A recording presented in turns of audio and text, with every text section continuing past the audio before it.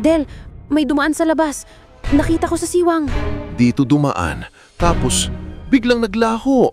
Tay, paano kung bumalik ngayong gabi? Maganda tayo. Patay na si Aling Marta. Pero minsan ang patay, bumabalik, Del. Dumaan sa likod. Bilis, kunin man yung lampara. Parang may humawak sa bintana. Huwag kang titingin. Tumingin ka sa lupa. Pero kailangan kong tapusin ang dugong ito. Josefa, nasaan ka? Magandang araw po sa inyo mga kasundo. Ito na naman po si Kuya Bari sa ating panibagong kwento sa araw na ito. Magandang araw po sa inyo Kuya Bari. Ako po si Rico. Ang ikukwento ko po sa inyo ay ang aking tito Delfin. Magandang araw po. Ako po ay si Delfin. Nakatira dito sa San Roque, Batangas. Noong taong 1983, napagpasyahan naming mag-asawa na lumipat muna sa bahay ng mga magulang ng asawa kong si Josefa. Buntis po siya noon sa aming pangalawang anak. At sabi po ng albularyo sa amin ay maselan daw po ang kanyang kalagayan. Kuya Bari, ang baryo sa San Roque ay tahimik. Pero tuwing dapit hapon po, tila may kung anong lamig sa hangin. Sa umaga, maririnig mo ang mga tilaok ng mga manok at kalansing ng mga kawayan sa bakuran. Simple lang po ang buhay dito, ngunit kakaiba ang katahimikan kapag ka sumapit na ang gabi. Parang may mga matang nakamasid mula sa kadiliman ng palayan dito. Sa mga unang araw, maayos naman po ang lahat. Pero habang tumatagal, napapansin kong unti-unting nagbabago ang itsura ni Josefa. Maputla po siya at parang laging pagod.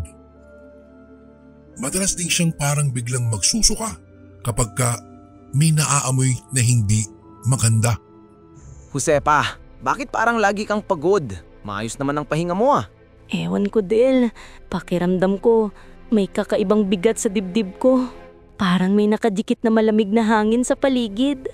Baka nag-iisip ka lang. Marahil dala lang ng pagbubuntis mo yan. Hindi. Tuwing hapon, kapag malapit ng lumubog ang araw, pakiramdam ko, may nakatingin sa akin mula sa labas. Nakatingin? Sino naman? Hindi ko alam. Pero parang may anino sa may puno ng saging. Hindi gumagalaw, pero ramdam kong tao. Baka kapitbahay lang natin. Mahilig talagang magtambay dun si Andoy eh. Hindi si Andoy. Ang tingin niya, iba, parang malamig. Sige, bukas sisilipin ko kung sino yan. Magpahinga ka na muna. Del, takot ako.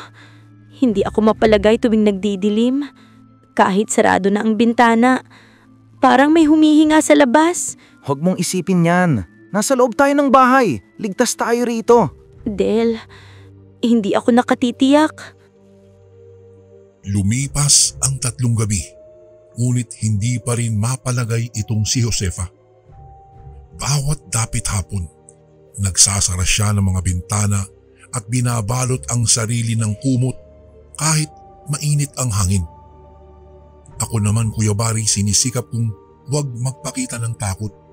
Pero minsan talaga, habang nag-aayos ako ng bubungan, nakakarinig ako ng tila pagaspas. Pagaspas ng pakpak. Malaki ito. Paglingon ko, wala namang kahit isang ibon sa paligid. Nang gabing iyon, hindi po mapakali ang aking asawang si Josefa. Ramdam na ramdam ko ang paghinga niya sa tabi ko.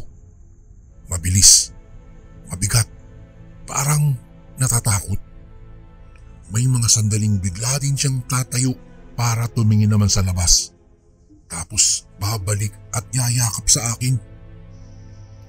Ang amoy ng buong gabi ay talagang kakaiba. Parang pinagsamang usok ng kandila at nabubulok na hayop. Yung bang parang patay na daga. Nagdidikit-dikit ang aking mga braso sa pawis. Kahit malamig ang simoy. Sa labas naman, umaalon ang mga dahon ng saging. Josefa, halika rito. Huwag kang lalapit sa bintana. Del, may naaamoy ka ba? Ang baho? Parang bulok na karne. Oo nga, kanina pa yan. Baka may patay na hayop sa likod ng bahay. Hindi yan hayop. Iba ang amoy na yan. Parang galing sa loob ng tao. Ano ka ba naman, Josefa? Baka daga lang na nabulok sa ilalim ng silong. Hindi ako nagbibiro. Pakiramdam ko, mas malapit na yung amoy. Sige, bukas titignan ko. Matulog ka na muna. Del, wag mo akong iiwan. Kanina habang nakapikit ako, parang may narinig akong humahaplos sa dingding. Hangin lang yon. Malakas kasi ang ihip ngayong gabi. Kung hangin yun, bakit parang kaluskos ng koko sa kahoy? Koko? Huwag kang mag-isip ng kung ano-ano. Hindi mabuti yan sa buntis. Natatakot ako. Parang may gumagalaw sa ilalim ng bahay. Sige, sandali. Pakikinggan ko. Huwag kang lalapit, Del. Baka kung ano yan. Tahimik ka lang. Ayan, wala naman tunog, di ba? May naririnig pa rin ako. Ayun o, sa may silong. Parang may kumakamot. Huwag kang lumapit sa bintana. Baka ikaw ang matakot lalo. Totoo yan. Parang tao pero gumagapang. Josefa, humiga ka na lang. Bukas na natin alamin kung ano yan. May dumaan sa labas. Nakita ko sa siwang. Wala yan. Baka pusa lang ni Tatay Mando. Hindi pusa, Adel. Matangkad. Parang tao na nakayuko. Sige na, magdasal ka. Huwag kang titingin sa labas. Baka totoo yung sinasabi ng mga kapitbahay. Baka may aswang dito. Tigilan mo na yung kwento. Walang aswang. Paano kung meron? Huwag kang magsalita ng ganyan. Nandito ako. Hindi kita pababayaan. Pero paano kung pumasok yun sa loob? Hindi makakapasok. Malalakas ang kawayan. At nanarito ako. Del, baka hindi kayang pigilan ng dingding yun. Naririnig mo ba? Ano? Ayan o, may humihinga sa labas. Tahimik ka lang. Hawakan mo tong kamay ko. Nararamdaman ko, ang lamig ng hangin. Parang dumadaan sa dingding. Huwag kang kikilos. Dadaan lang yan. Naririnig ko na naman yung kaluskos. Palapit ng palapit. Sige, isasara ko lahat ng bintana. Huwag kang sanang lumabas. Hindi ko kayang mag-isa. Hindi ako lalabas. Pangako. Parang may humahaplos sa ilalim ng sahig. Huwag kang kikilos. Huwag kang tatayo. Parang nawala ang hangin. Del, Ano yun? may narinig akong paghinga. Malapit na malapit sa dingding. Tumigil kaming pareho sa paghina. Tanging tunog ng lamig ng hangin at mahihinang yabag mula sa labas ang aming naririnig. Parang may dumadahan-dahan sa paligid ng aming bahay. Ang amoy ng nabubulok ay lalong lumakas. Halos pumasok na po sa ilong namin kahit saradong-sarado ang lahat ng bintana. Niyakap ko si Josefa at ramdam ko ang mabilis na tibok ng puso niya. Sa labas naman may narinig kaming mahihinang pagkaluskus. Tapos tila may kumakamot sa dingding na kawayan. 3 beses. Pagkatapos nun, biglang tatahimik. Humigpit ang kapit ni Josefa sa akin at sa dilim ng silid, pareho kaming nakiramdam kung uulit pa.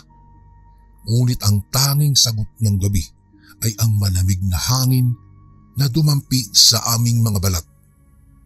Parang hininga ng isang nilalang na nag-aabang lang sa labas. Kinabukasan, pagkagising ko tila may kakaibang lamig pa rin sa paligid. Maagang bumangon si Josefa. Tahimik at tila tuliro. Habang naglalagay ako ng panggatong sa kalan, napansin kong hindi pa rin siya kumakain. Namumutla siya at may bakas na takot sa kanyang mga mata. Ang amoy na naaamoy namin kagabi, parang nanatili sa paligid ng aming bahay. Kahit pinakuluan ko nito ng tubig, may bahid pa rin ng kakaibang samyo sa hangin. Lumabas ako sa bakuran para maglinis at doon ko napansin ang bakas ng paa sa lupa. Malalaki at may mga marka ng tila kuko sa gilid. Kuya Bari, hindi po yun normal na bakas ng tao. Kaya't agad kong tinawag si Tatay Julio para ipakita sa kanya. Agad namang siyang dumating, bit-bit ang itak at may maigpit na tingin. Noon pa lang alam kong may kutob na rin siya tungkol sa nangyari kagabi, pero ayaw pa niyang sabihin ng diretsuhan. Tay, tingnan ninyo ito. Hindi to normal na yapak. Oo nga anak, para bang hayop pero tingnan mo, may anyong daliri. Hindi yan basta-basta. Baka aso lang yan. Ang dami kasing ligaw na aso dito. Hindi, Del. Tumingin ka ng mabuti. Maralaki ang marka. Parang sa tao pero may mga kuko. Tay, baka may dumaan lang na tao kagabi. Baka nagkataon lang. Kung tao yon, bakit hanggang likuran ng bahay ang bakas? Tignan mo, dito dumaan, tapos biglang naglaho. Napalsin ko rin nga. Parang biglang naglaho sa may puno ng saging. Iyan ang hindi ko gusto. Madalas sa mga kwento, diyan nagtatago ang mga nilalang na yon. Tay, wag po kayong ganyan. Baka marinig ni Josefa. Hindi ako nananakot, Del. Pero may dahilan kung bakit walang lumalabas dito kapag kabilugan. Narinig ko nga yan, pero hindi ko sineryoso. Minsan, hindi mo kailangang maniwala agad.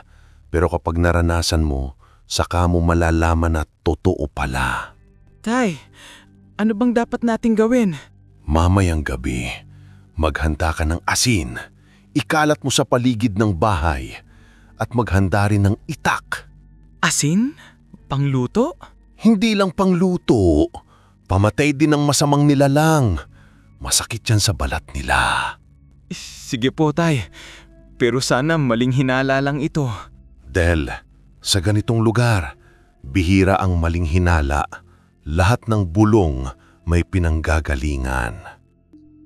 Nang maghapon na iyon, abala si Josefa sa loob habang ako naman ay nagwawali sa labas. Panay-panay ang tingin ko sa mga puno ng saging. Ang mga dahon ay tila gumagalaw kahit walang hangin. Minsan pa nga ay parang may mga aninong dumadaan bigla. Ngunit kapag lalapitan ko, wala naman. Si tatay na may abalang-abala sa paghahasa ng kanyang itak. Ramdam ko rin ang bigat ng kanyang paghinga. Ang mga ibon po sa paligid ay hindi lumilipad nang malapit sa aming bahay. Tahimik ang buong bakuran. Parang lahat ay nag-aantay lang. Noong sumapit ang dapit hapon, tinawag ako ni tatay at inabutan ng isang boting mayroong lamang langis. Mabigat po ang amoy nito. Parang pinaghalong balat ng ahas at damong ligaw. Sabi niya, ipahid ko raw iyon sa tiyan ni Josefa bago matulog. Habang lumulubog naman ang araw, nararamdaman kong bumabalik na ang lamig ng kagabi. Tay, parang mas mabigat ngayon ang hangin. Oo, nararamdaman ko rin.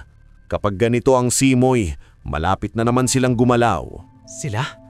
Ibig ninyong sabihin, hindi lang isa ang nilalang dito, anak. Matagal na silang gumagalaw sa paligid ng baryo. Paano nyo nalaman? Matagal na akong nakatira dito, Del. Bago pa man kayo ni Josefa nagpakasal, may mga buntis na biglang nakukunan. Laging may naamoy na mabao bago mangyari. Tay, kung totoo yan, bakit hindi sinasabi sa lahat? Sinasabi, pero walang nakikinig. Saka mo lang malalaman kapag may nangyari. Ayokong maniwala pero natatakot na rin ako. Takot ang unang tanda ng pag-amin na totoo ang mga hindi mo nakikita. Ano po bang dapat kong gawin? Bantayan mo si Josefa. Huwag mong iiwang kahit saglit. At kung makakarinig ka ng kaluskos, huwag kang lalabas. Magdasal ka lang, hawakan mo ang itak. Ganun po ba sila kalakas? Hindi mo alam ang lakas ng nilalang na pinapatay ng gutom. Lalo na kung ang tinitignan ay bata sa sinapupunan. Huwag niyo naman sana sabihin yan. Hindi ko kakayanin. Hindi kita tinatakot. Pinapaalaala na lang kita. Kapag gabi, huwag mong hayaang matulog ng walang langis si Josepa. Opo, gagawin ko. At isa pa, kung may marinig kang amoy na bulok, huwag kang lalapit. Buksan mo agad ang ilaw at manahimik. Bakit po?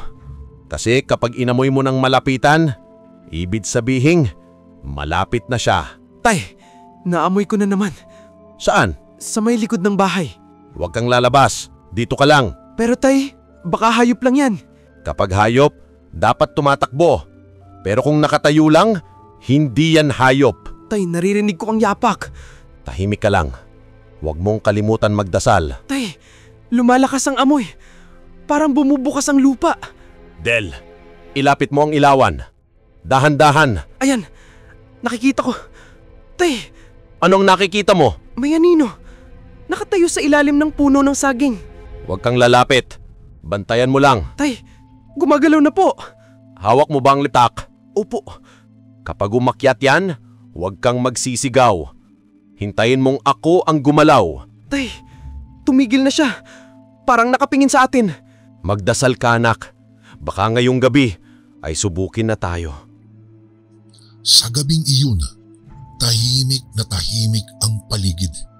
Ngunit ang bawat tunog ng hangin ay parang bulong na may ibig sabihin.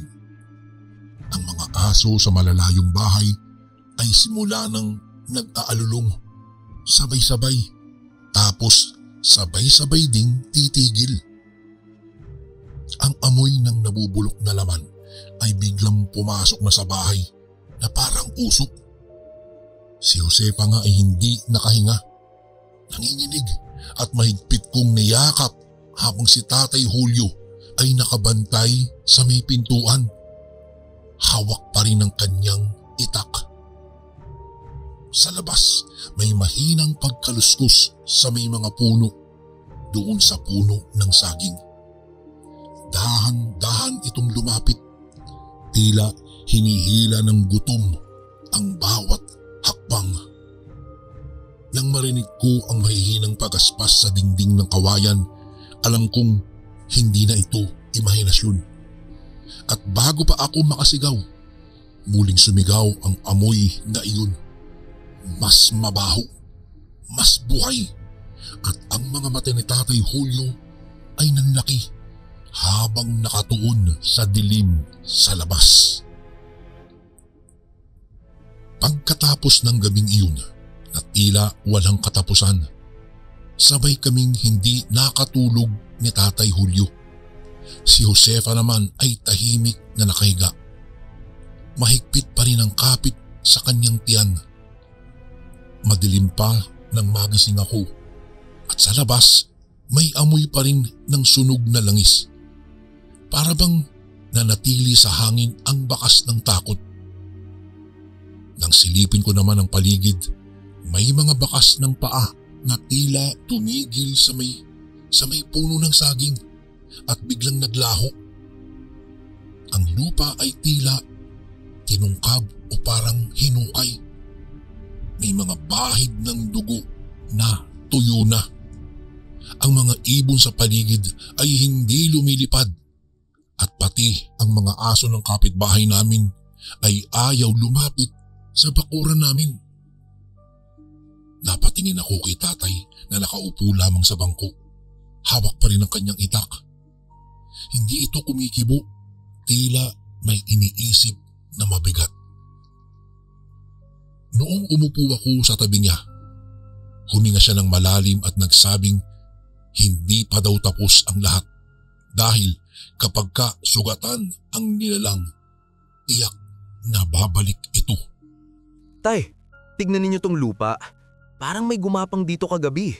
Oo anak, dyan dumaan yung nilalang. Nakita ko kung saan siya tumalon. Nakita nyo? Pero bakit hindi ko napansin? Mabilis silang kumilos kapag nasaktan, lalo na kung natamaan ng asin o langis. Tay, ibig sabihin, sugatan siya.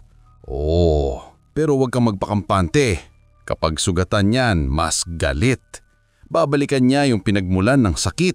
Tay, baka ako ang hanapin niya. Hindi ikaw. Si Josepa. Siya ang pakay. Hindi ko yun papayagan. paano ko siya poprotektahan? Bantayan mo siya sa lahat ng oras. Huwag mo siyang iiwan kahit sandali. Huwag din kayong matutulog ng walang ilaw. Tay, paano kung bumalik ngayong gabi? Maganda tayo.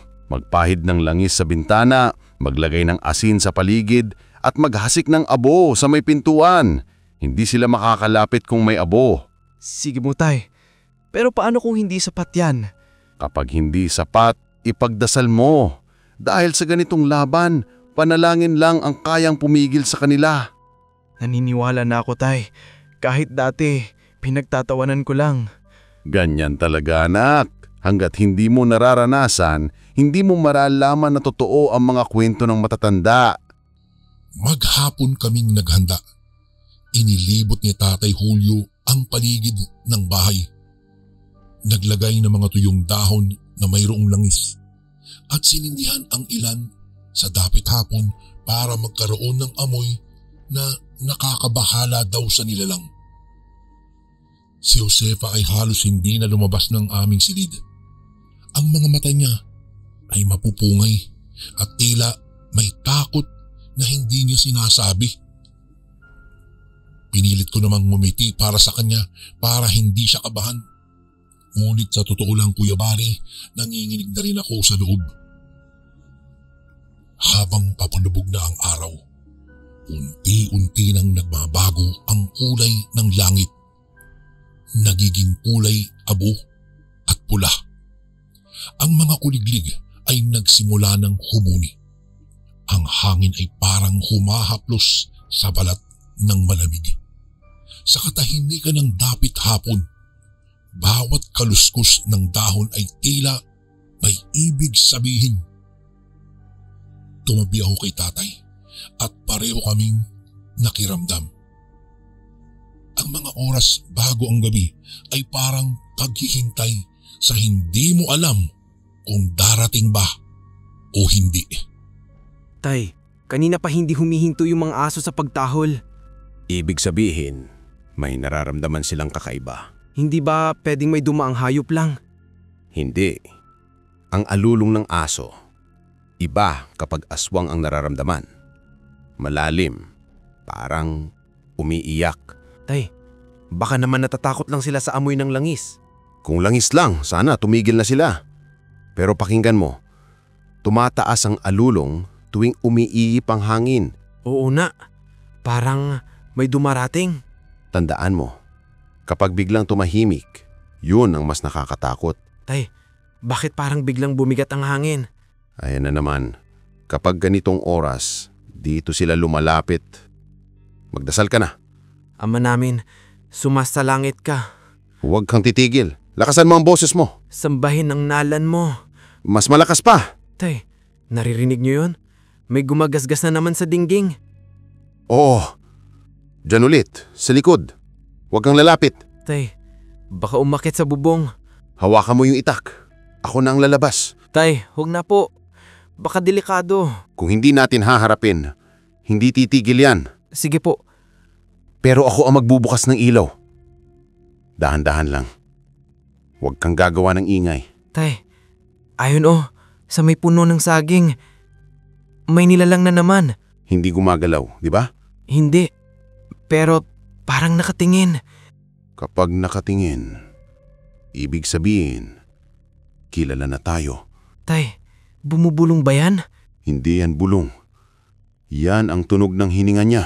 Tay, lalapit na. Buhusan mo ng asin yung harap ng pintuan. Ayan na po. Huwag mong hihinto. Tay, umutangal. Parang hayop. Tumakbo sa gilid. Dalian mo. Tay, nawala na ata. Nahimik ka lang. Makinig ka. Wala na akong naririnig. Hindi ibig sabihin wala na siya. Naghihintay lang yon. Tay, may nilalang sa bubong. Dumaan sa likod. Bilis, kunin man yung lampara. Ayan na, Tay. Huwag mong itutok agad. Tay, nakatingin siya sa atin.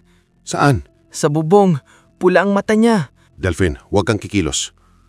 Iangat mo lang ang lampara. Tay, hindi gumagalaw. Sugatan pa yan. Kaya hindi makatakbo. Ano pong gagawin natin?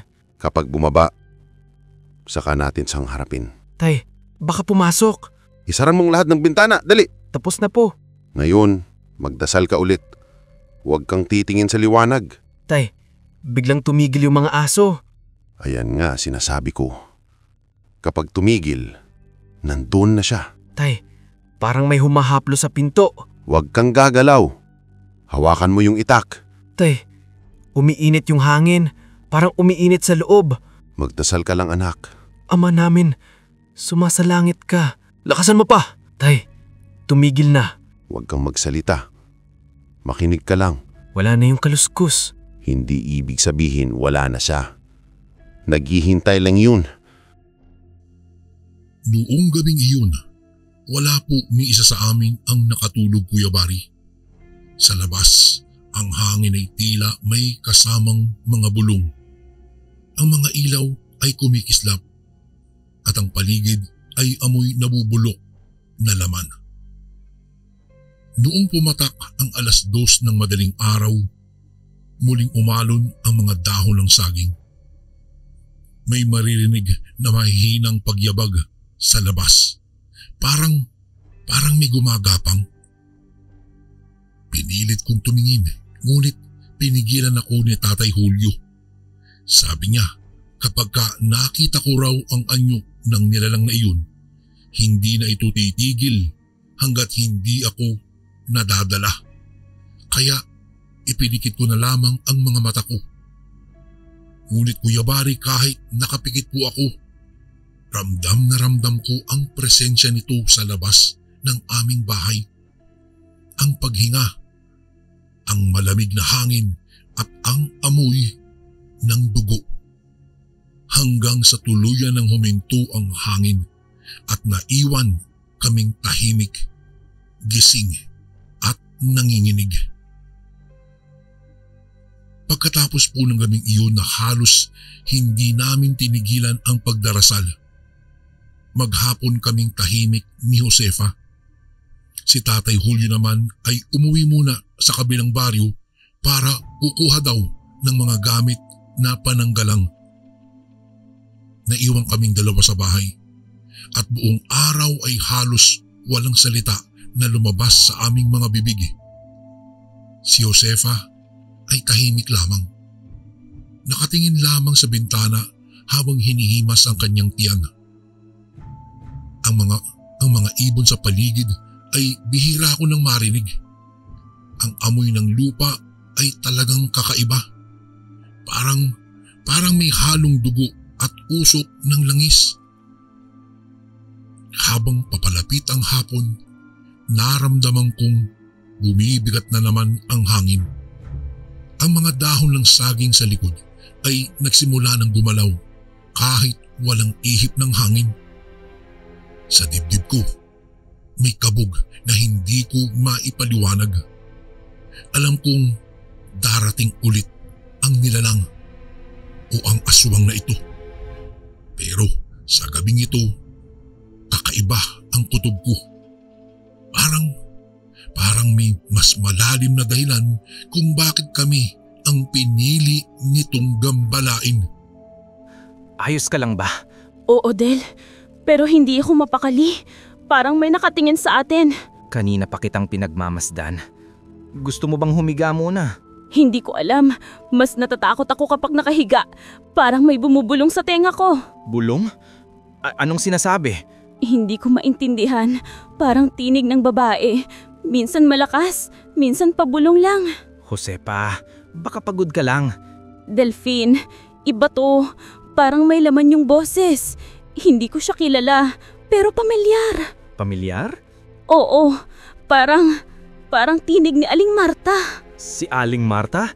Yung kapitbahay natin sa kabila? Oo, pero imposible. Patay na siya, di ba? Matagal na. Noong bata pa ako. Pero bakit mo siya naririnig? Ewan ko, Del. Baka nasasapian na ako. Huwag kang magsalita ng ganyan. Naririnig mo yon? Ano? Yung kaluskos sa labas. Wala akong marinig.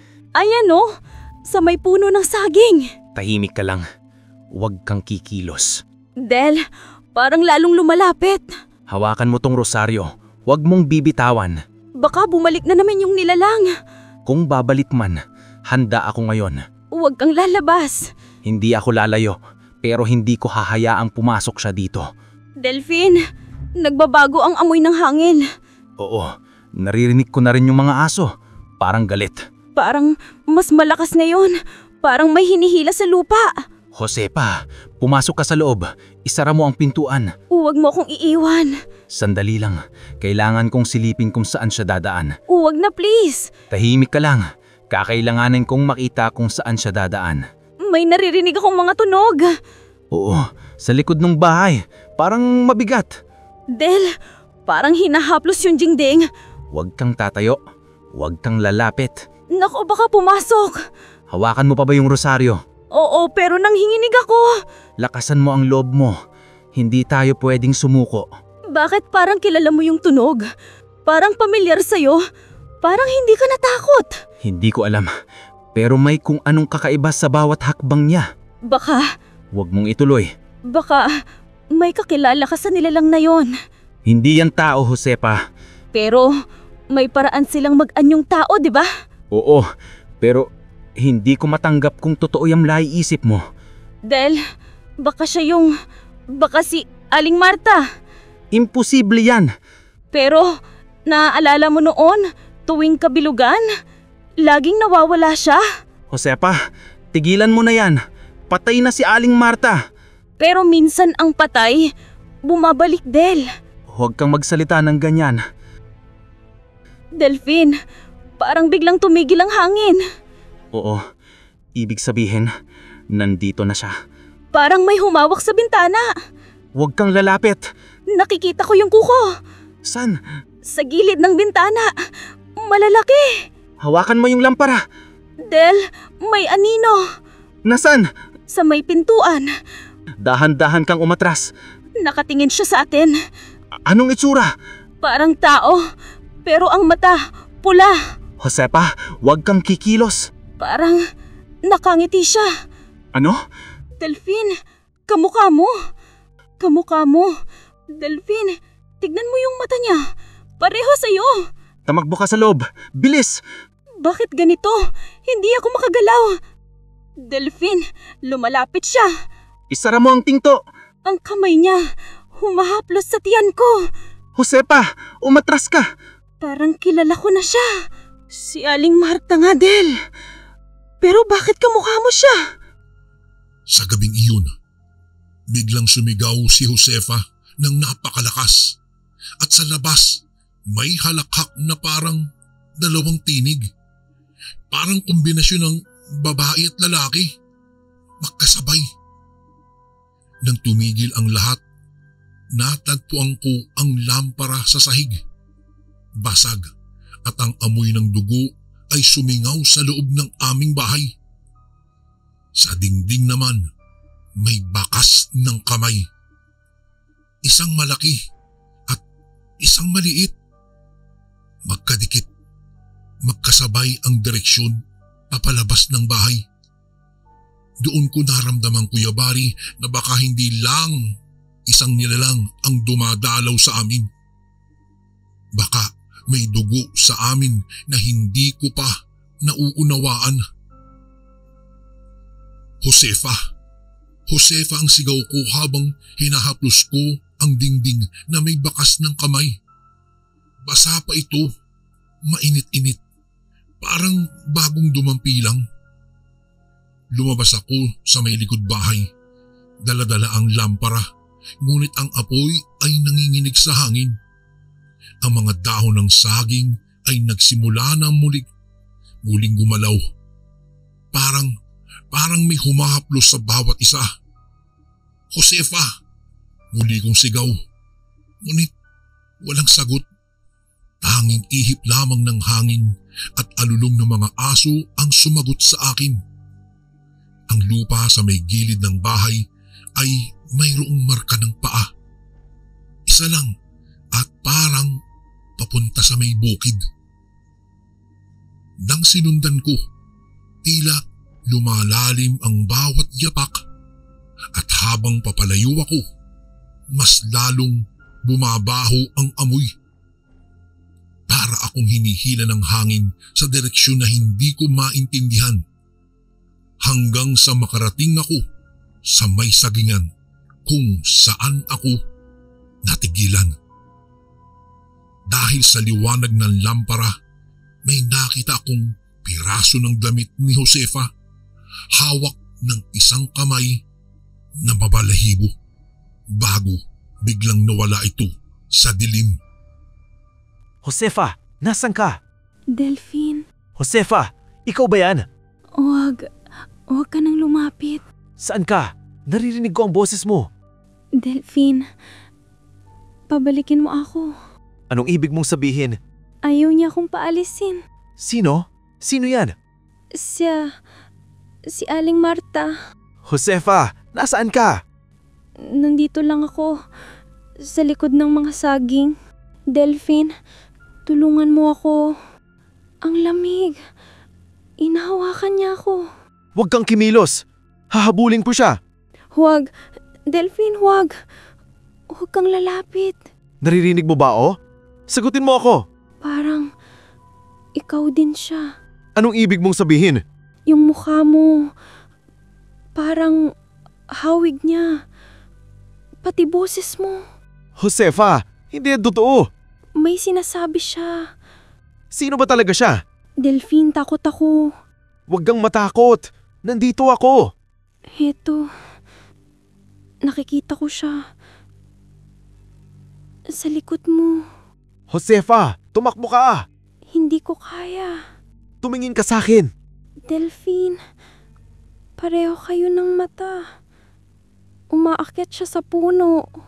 Huwag kang titingin. Tumingin ka sa lupa. Delphine, bumaba siya ulit. Naku, lumapit siya sa akin. Pero teka, hindi siya si Aling Marta. Ano? Ang nanay mo. Si nanay. Huwag kang magsalita ng ganyan. Delphine, si nanay mo ang aswang. Hindi. Hindi tapro yan. Delphine, hawak niyang kamay ko. Nakakatakot.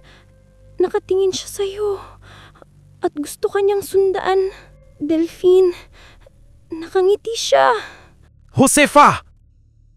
Nang tumigil na ang lahat, walang tunog. Walang tunog kundi ang hampas ng hangin. Ang lampara ko ay halos mamatay. At sa may puno ng saging, may naiwan na 2 anino. Isa ay babae at isa ay lalaki. Nang ilapit ko ang ilaw, wala doon si Josefa. Ang natira lang ay ang punit niyang damit. Nakasabit ito sa isang sanga at sa ilalim nito may bakas ng 2 paa na magkapantay. Doon ako lumuhod. Doon ko napagtanto, Kuya Bari, na baka nga, totoo nga. Totoo ang mga sinasabi ni Josefa na ang nilalang na dumadalaw sa amin ay hindi lang basta aswang. Baka sariling dugo ko ang bumabalik upang kunin ang anak namin. Kinaumagahan, matapos mawala si Josefa, tila hindi ko na maramdaman ang oras. Ang paligid ay tahimik at tanging mga uwak lamang ang naririnig ko sa may kawayanan. Ang bahay ay amoy usok at dugo. Sa sahig, may mga patak ng tubig na kulay abo. Parang pinaghalong langis at pawis.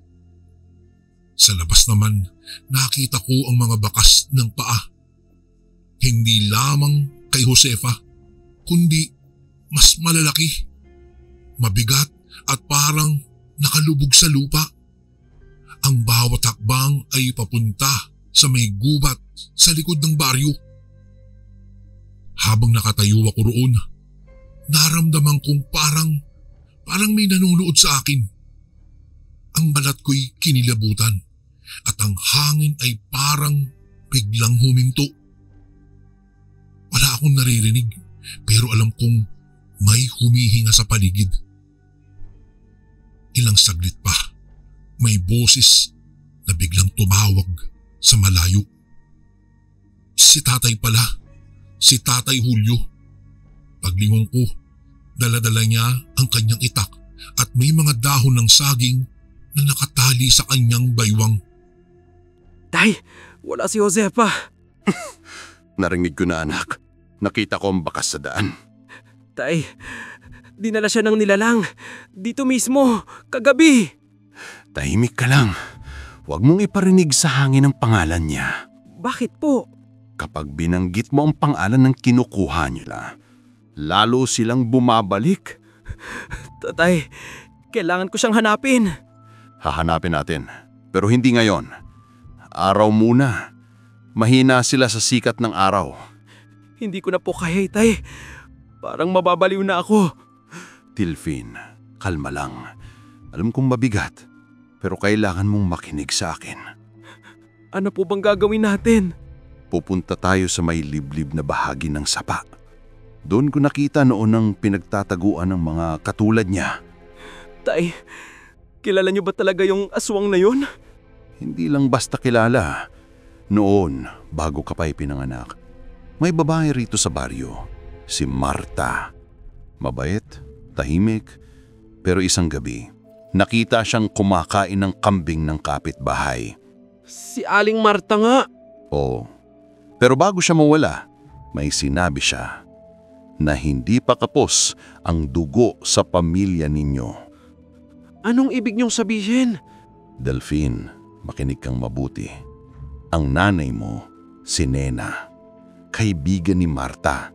Magkasama silang lumaki at sabi ng mga matanda, isang gabi, pareho silang nawala. Tay, hindi totoo yan. Umuwi si nanay. Oo, umuwi siya. Pero iba na ang tingin sa kanya mula noon. Anong gusto niyong sabihin? Na baka hindi na siya bumalik bilang tao. Hindi, huwag kayong ganyan, Tay. Delphine, pakinggan mo ko. Hindi kita tinatakot. Pero kapag may dugong aswang sa pamilya, madali kang makita nila. Kaya ako hinahanap ng nilalang na yun. Oo, at si Josefa dahil may dinadala siya. Tay, hindi ko hayaan kunin niya si Josefa. Kaya nga kailangan nating harapin ito.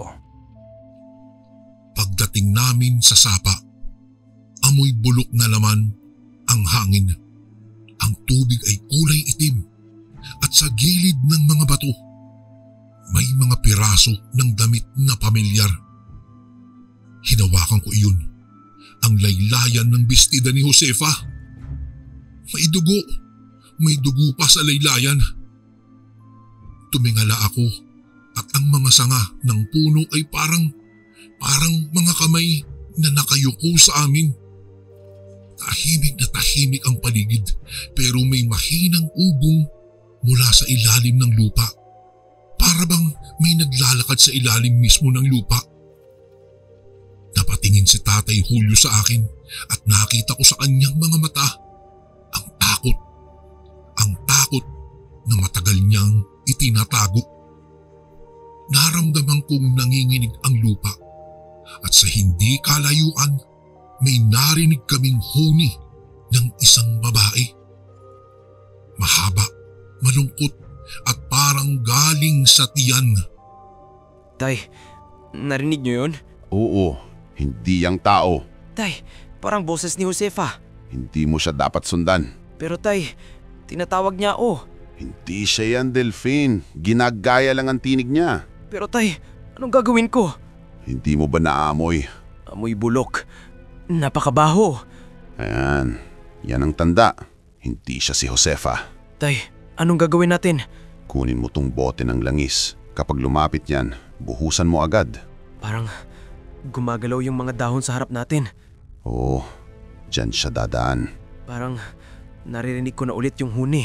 Hawakan mo ang itak. Huwag kang titingin agad. Tay, may lumalabas sa likod ng mga puno. Dahan-dahan ka lang. Parang may anyumang tao. Pero hindi na tao yan. Makikita ko, nakayuko siya. Huwag kang lalapit. Parang si Josefa. Tumitingala na siya. Hawakan mo ng mahigpit yung itak. Tay, si Josefa nga. Hindi. Huwag kang maniwala. Tay, siya nga oh. Nakangiti siya sa akin. Delphine, magtiwala ka sa akin. Umatras ka. Tay, lumalapit siya. At Tila umiiyak siya. Hindi yan luha, dugo yan. Parang may kislap sa mata niya. Buhusan mo siya ng langis, bilis. Tay, hindi ko kaya. Gawin mo, Delphine. Josefa! Nawala. Naglaho siya. Hindi siya naglaho. Nasa paligid lang yan. Tay, anong nangyayari sa kanya? Hindi ko sigurado, pero hindi na siya ang dating Josefa. Pag-uwi namin, madilim na. Wala kaming imik. Sa bahay, amoy dugo pa rin. Nang isinarado ko ang pintuan, napansin kong may mga marka sa sahig. Bakas ng mga paa. Basa pa at may halong abo. Sa may higaan namin nakalagay ang rosaryo ni Josefa. At sa tabi nito, may patak ng dugo na sariwa pa.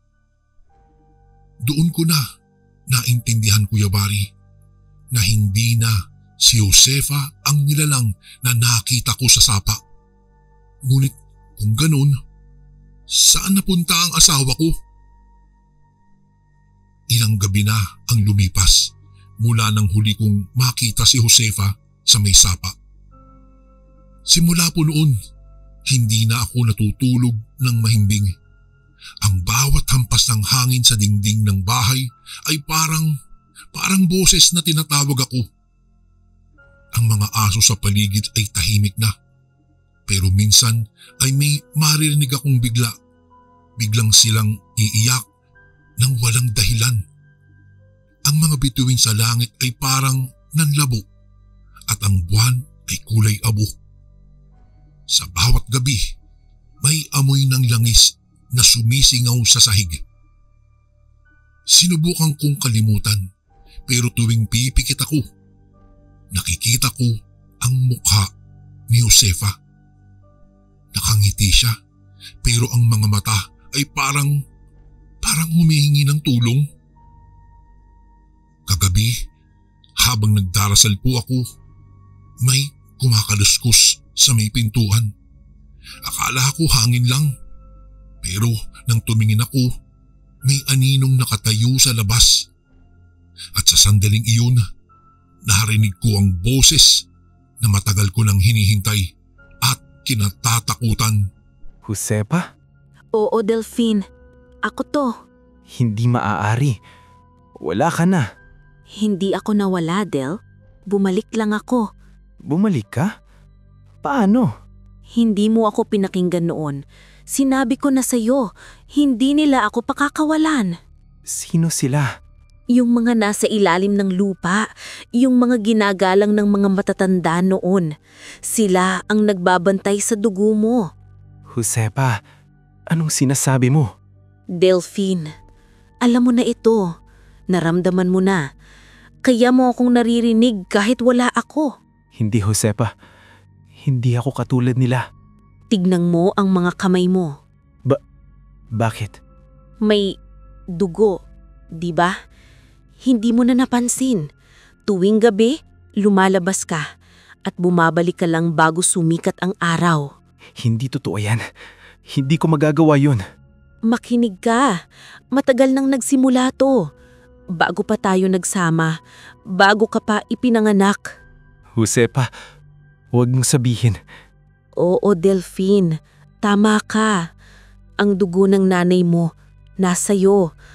Kaya akong pinili nila. Kasi alam nilang ako lang ang makakabalik sa'yo. Hindi, Josefa. Hindi ako aswang. Hindi mo kailangang itanggi. Nararamdaman mo, di ba? Ang gutom tuwing gabi, ang amoy ng dugo, ang lamig sa katawan. Josefa, tama na. Mababaliw ako. Hindi mo na mababago to. Ang taming magagawa mo lang ay tanggapin. Josefa, nasaan ka? Lumabas ka. Huwag. Hindi mo kakayanin kapag nakita mo ko. Gusto kong makita ka. Sige. Pero pag nakita mo ko, hindi na ako aalis. Lumabas ka. Pakiusap. Josefa, mahal ko? Hindi na ako si Josefa. Ha? Ano? Anong ibig mong sabihin?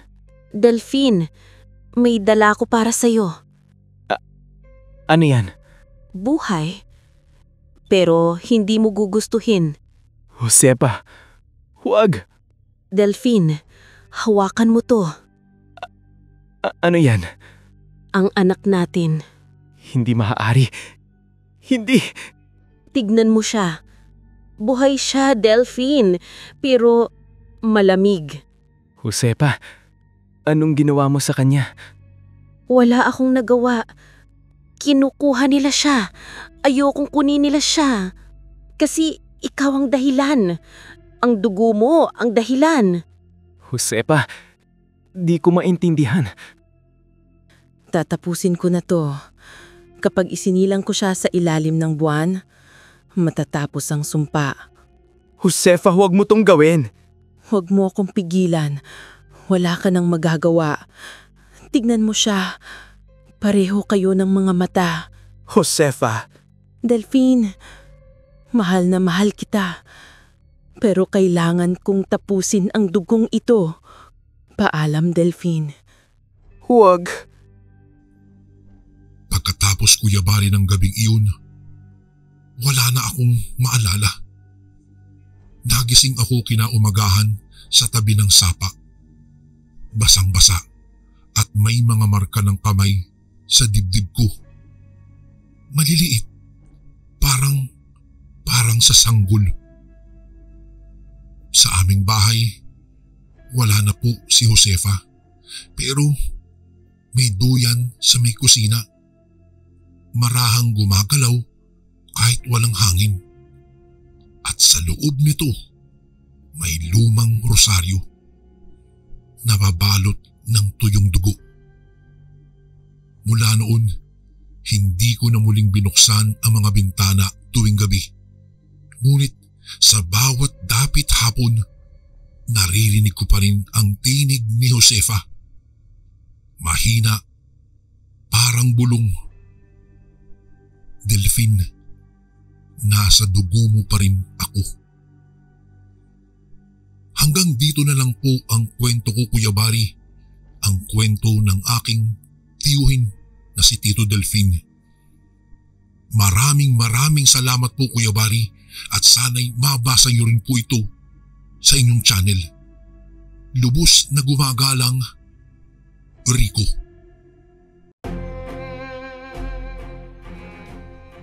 And again, maraming salamat po mga kasundo. Don't forget to subscribe and i-click nyo lang po yung bell na button para updated po kayo sa mga upcoming videos namin na paparating. Maraming salamat po ulit. God bless and ingat po lagi dyan. Ito po si Kuya Bari at ako ang Sundo.